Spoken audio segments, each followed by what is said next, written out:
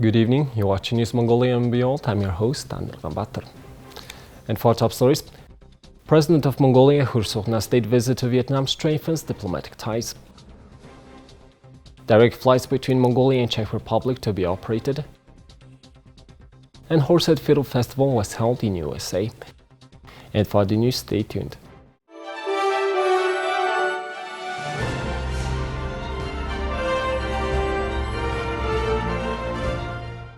In a momentous diplomatic event, President Ukhnaa of Mongolia and his spouse Khurelsukh have arrived in the Socialist Republic of Vietnam for a state visit at the invitation of the Vietnamese President Vo Van Thuong.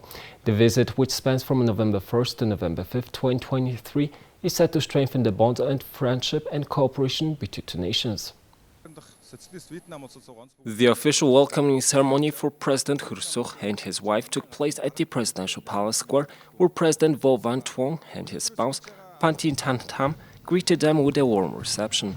The event was marked by the formation of the Vietnamese Military Honor Guard Battalion and the playing of the national anthems of both countries. As a symbol of the enduring friendship between Mongolia and Vietnam, secondary school students presented the visiting dignitaries with flowers and the flags of their respective nations. Following this warm welcome, the two heads of state introduced their official delegations and observed a solemn military parade in a display of unity and cooperation.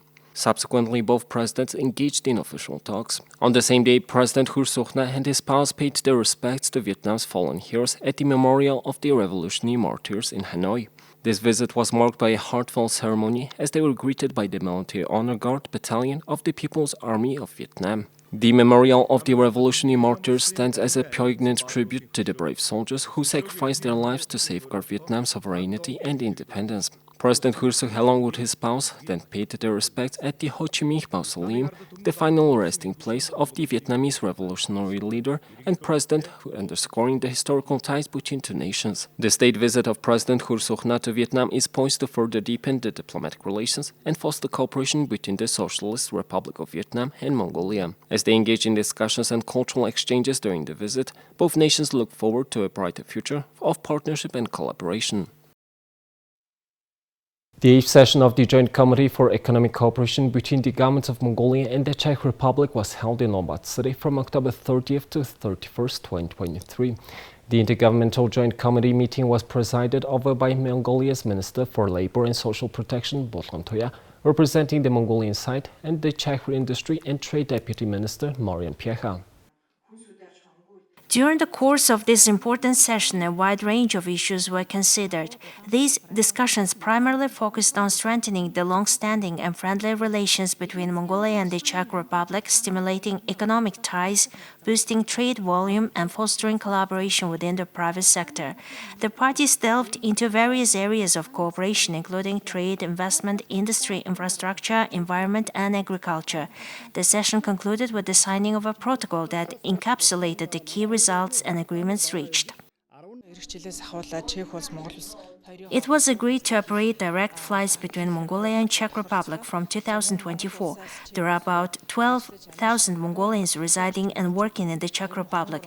The administrative arrangement on the implementation of the social agreement between Mongolia and Czech Republic was signed at the beginning of 2023. Thanks to this agreement, citizens of the two countries are able to establish their pensions. The Czech side is open to making investments in various economic sectors of Mongolia also. Notable topics that received substantial attention during the session included the agreement on international road transport relations, joint initiatives in the metal processing industry, renovation of local airports and direct flights between the two countries, development of intensive animal husbandry, increased meat exports, the establishment of an accelerated mobile laboratory for milk analysis, and cooperation in the fields of leather processing techniques and technologies. Furthermore, the session explored the introduction of advanced Czech practices and technologies in the chemical and oil industry, the construction of a winter sports center, and efficient waste management strategies. The Czech delegation at the 8th session of the Joint Committee was led by the Deputy Prime Minister, Minister of Labor and Social Affairs, Marian Jurečka. Representatives from the various Czech ministries, including the Minister Industry and Trade, Ministry of Environment, and Ministry of Agriculture actively participated in the session, contributing to the constructive discussions and agreements reached. In conjunction with the session, a Mongolian Czech Business Forum was organized at the MNCCI. This forum provided a platform for more than 20 Czech enterprises to engage in discussions and explore business opportunities in various areas such as construction design, real estate law, health, pharmaceutical production, cosmetics production, health insurance, labor recruitment, transport and logistics, credit insurance, and consulting services. The additional initiative aimed to further enhance economic cooperation and strengthen ties between the two nations were also discussed. The third Horsehead Fiddle Festival took place in Washington, D.C., USA. Participants included beginners learning to play the Horsehead fiddle, professional artists from the USA, Japan and Europe, as well as Mongolian children and young people residing in the USA. This festival is a crucial part of passing on Horsehead fiddle music to children and youth living in America, increasing the number of enthusiasts and students, and promoting the Horsehead fiddle in many countries around the world. More than 90 Horsehead fiddle beginners and professional artists participated in this festival. The Horsehead fiddle is one of the most popular national musical instruments in the world, so we are taking the first steps to develop it further, promoting it to outsiders, and developing it into a classic music. The main event of the festival was competition among Horsehead fiddle enthusiasts. About 60 students from a training center in the United States participated. The competition was organized into 3 age categories, and Khurelsukh was declared the grand winner. I'm 10 years old and I've been playing Horsehead fiddle for 3 years. Playing the Horsehead fiddle makes me feel as though I have been to Mongolia. The kids competing in this competition have absolutely amazing skills. Certain children are performing as though they attended professional schools, playing at a high level. During this festival, various events took place, including concerts by groups of Horsehead fiddle enthusiasts, master classes led by professional Horsehead fiddlers, trade fairs, displays of calligraphy promoting Mongolian script and culture, a grand concert featuring professional artists residing in America, and an academic conference. The conference highlighted that learning and studying the fiddle is a global endeavor that goes beyond national boundaries and is evolving worldwide. The primary aim of this academic conference was to inform children of all ages participating in the festival about the existence of academic research materials that delve into the history and study of fiddle music, rather than exclusively targeting foreign scientists with these presentations. Learning to play the Horsehead fiddle means that the child is becoming a carrier of Mongolian heritage. This is why they will grow up with a deep appreciation for Mongolia in their heart. The Horsehead Fiddle Festival, which originated in Ulaanbaatar in 1989, has expanded its reach to the United States. The organizers believe it will attract tourists interested in Mongolia and contribute to the country's development. This year, the festival was organized by the Mongolian Embassy in the USA and the Anvara Music Center. Thank you for staying with us. Now let's take a look at the currency exchange rates provided by Mongol Bank.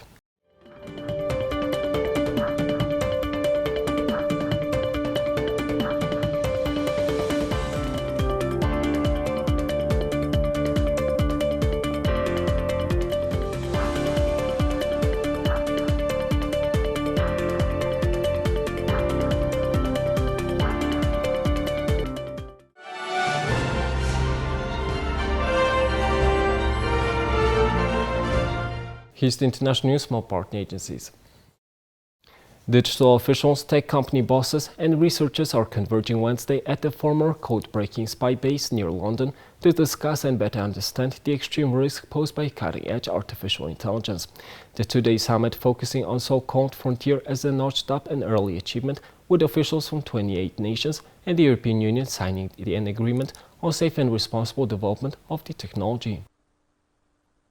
Frontier AI is shorthand for the latest and most powerful general-purpose systems that take the technology right up to its limits but could come with as yet unknown dangers. They are underpinned by foundation models which power chatbots like OpenAI's ChatGPT and Google's Bard and are trained on vast pools of information scraped from the internet. The AI Safety Summit is a labor of love for British Prime Minister Rishi Sunak, a tech-loving former banker who wants the UK to be a hub for computing innovation and has framed the summit as the start of a global conversation about the safe development of artificial intelligence. U.S. Vice President Kamala Harris is due to attend the summit on Thursday alongside government officials from more than 2,000 countries including Canada, France, Germany, India, Japan, Saudi Arabia and China, invited over the protests of some members of Sunak's governing Conservative Party. Tesla CEO Elon Musk is also scheduled to discuss AI with Sunak in a live-streamed conversation on Thursday night.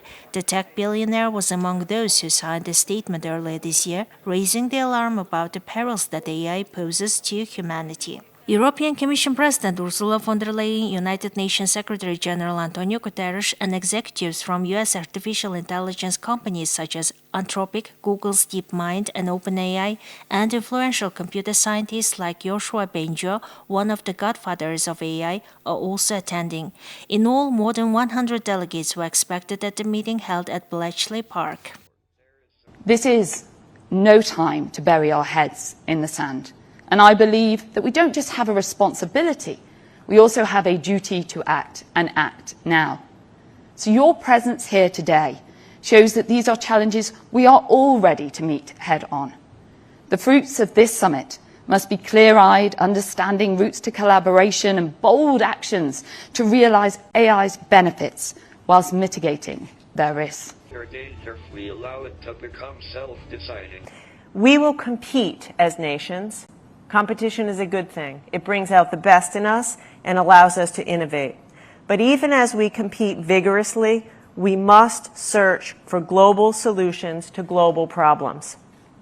In the nuclear age, superpowers came together to cooperate and formulate global mechanisms of assurance. Today, in the age of AI, we have an even more complex problem that involves all of our nations and the private sector. It requires global coordination on AI safety. And it requires us to do everything we can to make sure that this technology does not get. Sunak said the technology brings new opportunities but warned about frontier AI's threat to humanity because it could be used to create biological weapons or be exploited by terrorists to sow fear and destruction.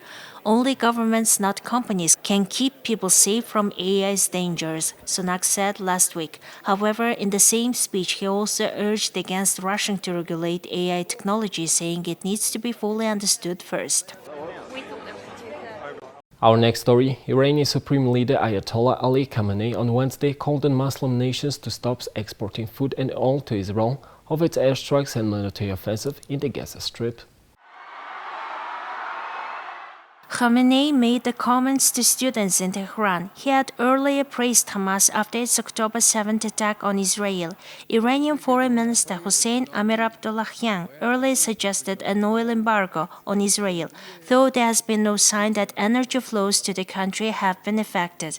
The Israel-Hamas war in its 26th day Wednesday started after Hamas militants from the Gaza Strip blew through Israel's highly fortified separation wall on October 7th and attacked an open-air music festival and Israeli border communities.